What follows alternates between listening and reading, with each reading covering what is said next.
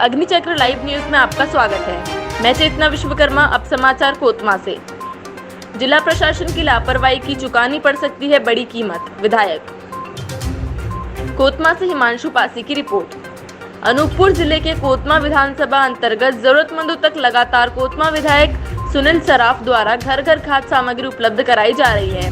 कोतमा विधायक ने जिला प्रशासन और स्थानीय प्रशासन की कार्यशैली पर निशाना साधा है।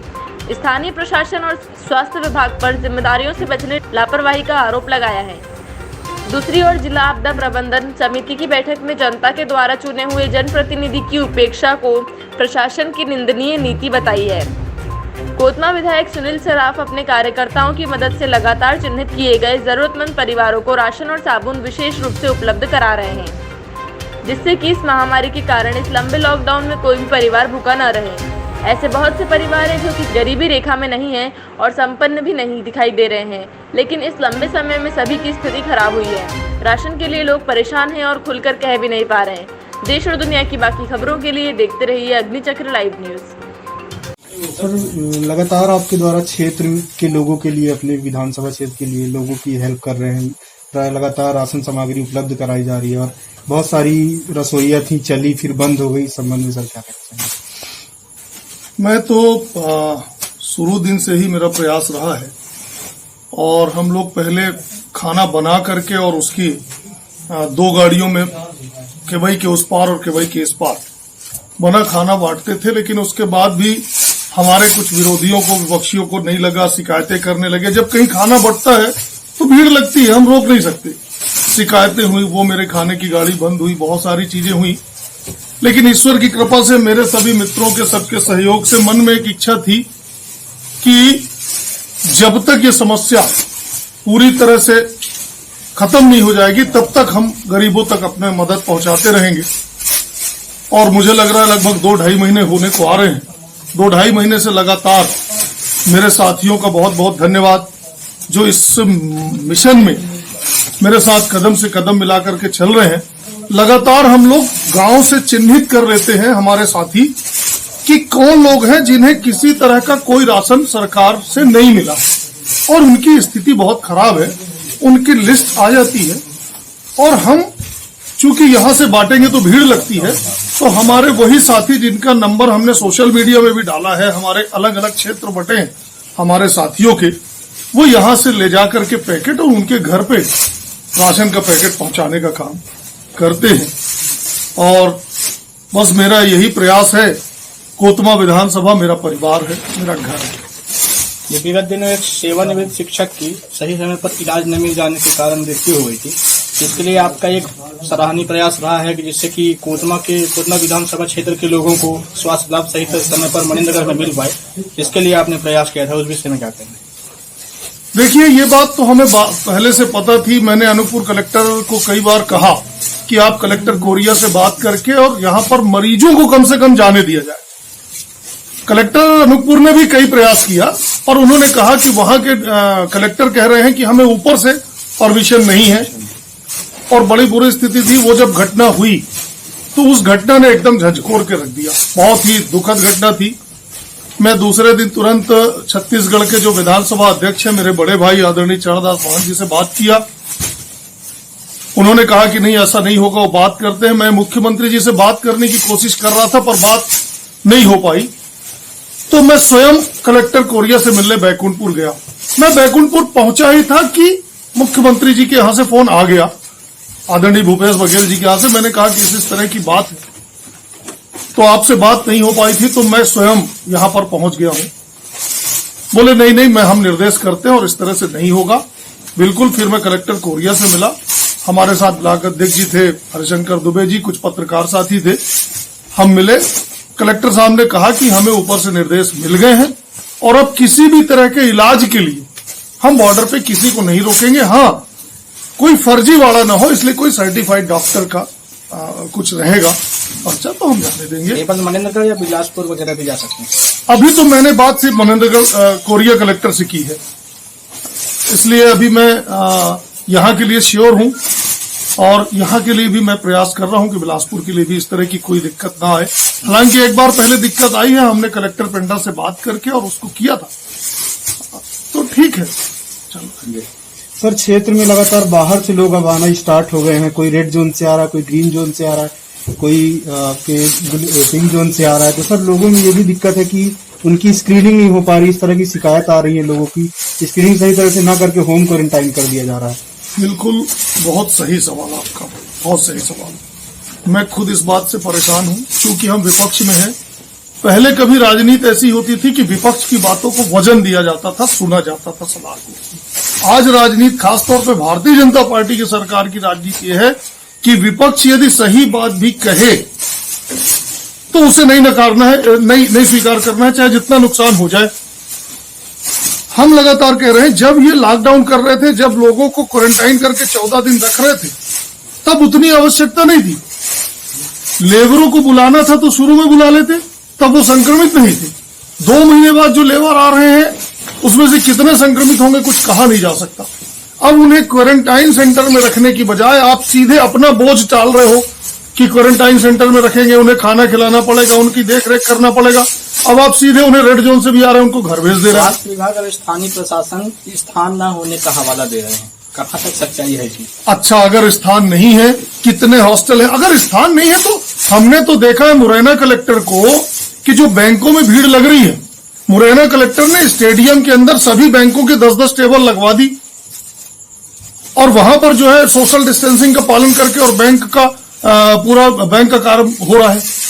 तो जिसे करना है उसके लिए जगह की कमी नहीं है। वैसा माना इतने हाल है, प्रशासन हम बिल्कुल प्रशासन बचने का प्रयास कर रहा है, सरकार बचने का प्रयास कर रही है।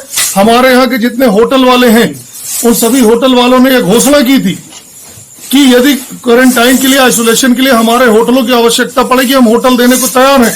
क्यों नहीं प्रशासन उनकी होटल ले रहा है जब वो खुद देने को तैयार है? तो इतने सारे हॉस्टल है, छात्रावास है, इतने सारे स्कूल भवन है, कैसे जगह की कमी है? हजारों बच्चे पढ़ते हैं, इतनी बड़ी बड़ी स्कूल की बिल्डिंग है, आप कैसे कहते हो कि जगह की कमी है? कोई कुछ करना नहीं चाहता है, सब अपने अपने हाथ बचा रहे हैं। जिन्हें होम क्वारंटाइन कर रहे हैं वो जा करके अपने घर में, कोई नहीं रहा है गांव का आदमी, वो जाके सबसे मिल रहा है, जुल रहा है। भगवान ना करे आने वाले समय में स्थिति बहुत खराब आने वाली है और पूरी सरकार सिर्फ हमारे देश में, चूंकि हमारे क्षेत्र में हमारे यहाँ का किसान का इम्यून सिस्टम मजबूत है, इम्यून सिस्टम मजबूत है। हम लोग चना की भाजी खाते हैं, रोपा भाजी खाते हैं, बतरी भाजी खाते हैं, 2 दिन का पुराना समोसा टपरे में खा लेते हैं। हमारे एंटीबॉडी काफी अच्छी है, इस वजह से यहाँ पर कुछ नहीं हो रहा। ये भगवान की कृपा है। सरकारें तो क्या कर रही हैं, सब देख रहे हैं आप। सर, लगातार मीडिया भी देख रही है जो आपदा प्रबंधन की बैठक जिले में होती है। सर, आप विधानसभा से चुने गए विधायक हैं, आपको इग्नोर किया जाता है, वहां पे नहीं बुलाया जाता है। सर, इस संबंध में क्या बताएंगे? अब वही है कि ये ऐसा वक्त नहीं है कि हम उनका विरोध करें, क्योंकि ये संकट का समय है। हमने कहा ठीक है, जैसा करना हो कर लो। पर कितना हास्यास्पद है कि जिसे जनता ने चुना है, जनादेश लेके जो विधायक होके आया है, उसके सलाह की जरूरत नहीं है जिला प्रशासन को, जो एक सरपंच भी नहीं है, जिसे जनता ने नकार दिया है, उनकी सलाह से चल रहा है। इसलिए इतना बुरा हाल है। पर ये दादागिरी नहीं चलेगी। संकट का समय है, हम सड़क पे उतर के विरोध करना नहीं चाहते। ऐसे समय में हम राजनीति करना नहीं चाहते, हम गरीबों की मदद करना चाहते हैं। इस संकट के समय के बाद यदि प्रशासन इस तरह की दादागिरी करेगा तो कलेक्ट्रेट के बाहर खड़े होकर हम ताला लगा देंगे। हमारा प्रोटोकॉल है, यदि निर्वाचित व्यक्तियों की अनदेखी की गई तो उसके परिणाम देखने होंगे प्रशासन को। बिल्कुल सर, और लगातार आप क्षेत्र में लोगों के बीच में जा रहे थे सर, इस समय क्या समस्याएं लोगों के द्वारा आपको बताई जा रही है सर? और क्या समस्या, मुख्य समस्या है सर? क्या मुख्य समस्या, सबसे बड़ी समस्या है कि लोगों को भोजन नहीं मिल रहा है। 3 महीने का अनाज जो कमलनाथ जी ने घोषणा किया था, उसके बाद कुल इन्होंने बीपीएल कार्ड वालों को 5-5 किलो राशन दिया। 1 महीने में एक व्यक्ति को 5 किलो राशन। आप मुझे बताएं, एक मेहनत कश मजदूर के लिए 5 किलो राशन कितने दिन का होता है? मैंने मुख्यमंत्री जी से मांग किया, सबसे मांग किया कि गरीबी का मजाक मत उड़ाइए। जिनका गरीबी रेखा में नाम नहीं है, ऐसे बहुत सारे लोग हैं जिनका काम धंधा बंद हो चुका है, उनके पास राशन नहीं। मैं नाम नहीं लेना चाहता, भगवान ना करे किसी के साथ ये स्थिति आए। अच्छे घर के लोग जिनके घर पक्के बने हैं और मोटरसाइकिल है घर में, पर खाने का राशन नहीं। आज उनकी बद्दुआ लगेगी सरकार को। मैं तो शुरू दिन से ही मेरा प्रयास रहा है और हम लोग पहले खाना बना करके और उसकी 2 गाड़ियों में केवई के उस पार और केवई के इस पार बना खाना बांटते थे। लेकिन उसके बाद भी हमारे कुछ विरोधियों को, विपक्षियों को नहीं लगा, शिकायतें करने लगे। जब कहीं खाना बंटता है तो भीड़ लगती है, हम रोक नहीं सकते। शिकायतें हुई, वो मेरे खाने की गाड़ी बंद हुई, बहुत सारी चीजें हुई। लेकिन ईश्वर की कृपा से, मेरे सभी मित्रों के सबके सहयोग से मन में एक इच्छा थी कि जब तक ये समस्या पूरी तरह से खत्म नहीं हो जाएगी तब तक हम गरीबों तक अपने मदद पहुंचाते रहेंगे। और मुझे लग रहा है लगभग 2-2.5 महीने होने को आ रहे हैं। 2-2.5 महीने से लगातार मेरे साथियों का बहुत बहुत धन्यवाद, जो इस मिशन में मेरे साथ कदम से कदम मिला करके चल रहे हैं। लगातार हम लोग गांव से चिन्हित कर लेते हैं हमारे साथी कि कौन लोग हैं जिन्हें किसी तरह का कोई राशन सरकार से नहीं मिला और उनकी स्थिति बहुत खराब है। उनकी लिस्ट आ जाती है और हम चूंकि यहां से बांटेंगे तो भीड़ लगती है, तो हमारे वही साथी जिनका नंबर हमने सोशल मीडिया में भी डाला है, हमारे अलग अलग क्षेत्र बटे हैं हमारे साथियों के, वो यहां से ले जाकर के पैकेट और उनके घर पे राशन का पैकेट पहुंचाने का काम करते हैं। और बस मेरा यही प्रयास है। कोतमा विधानसभा मेरा परिवार है, मेरा घर है। देखिए, ये बात तो हमें पहले से पता थी। मैंने अनूपपुर कलेक्टर को कई बार कहा कि आप कलेक्टर कोरिया से बात करके और यहाँ पर मरीजों को कम से कम जाने दिया जाए। कलेक्टर अनूपपुर ने भी कई प्रयास किया और उन्होंने कहा कि वहां के कलेक्टर कह रहे हैं कि हमें ऊपर से परमिशन नहीं है और बड़ी बुरी स्थिति थी। वो जब घटना हुई तो उस घटना ने सही सवाल, मैं खुद इस बात से परेशान हूं क्योंकि हम विपक्ष में हैं। पहले कभी राजनीति ऐसी होती थी कि विपक्ष की बातों को वजन दिया जाता था, सुना जाता था सवाल को। आज राजनीति, खासतौर पे भारतीय जनता पार्टी की सरकार की राजनीति है कि विपक्ष यदि सही बात भी कहे तो उसे नहीं नकारना है, नहीं स्वीकार करना है, चाहे जितना नुकसान हो जाए। हम लगातार कह रहे हैं, जब ये लॉकडाउन कर रहे थे, जब लोगों को क्वारंटाइन करके 14 दिन रख रहे थे, तब उतनी आवश्यकता नहीं थी। लेबरों को बुलाना था तो शुरू में बुला लेते, तब वो संक्रमित नहीं थे। 2 महीने बाद जो लेबर आ रहे हैं उसमें से कितने संक्रमित होंगे कुछ कहा नहीं जा सकता। अब उन्हें क्वारंटाइन सेंटर में रखने की बजाय आप सीधे अपना बोझ टाल रहे हो कि क्वारंटाइन सेंटर में रखेंगे, उन्हें खाना खिलाना पड़ेगा, उनकी देखरेख करना पड़ेगा। अब आप सीधे उन्हें रेड जोन से भी आ रहे हैं, उनको घर भेज दे रहे हैं। स्वास्थ्य विभाग और स्थानीय प्रशासन स्थान न होने का हवाला दे रहे हैं, कहाँ तक सच्चाई है कि? अच्छा, अगर स्थान नहीं है, कितने हॉस्टल है? अगर स्थान नहीं है तो हमने तो देखा है मुरैना कलेक्टर को कि जो बैंकों में भीड़ लग रही है, मुरैना कलेक्टर ने स्टेडियम के अंदर सभी बैंकों के 10-10 टेबल लगवा दी और वहां पर जो है सोशल डिस्टेंसिंग का पालन करके और बैंक का पूरा बैंक का कार्य हो रहा है। तो जिसे करना है उसके लिए जगह की कमी नहीं है। इतने हाल है।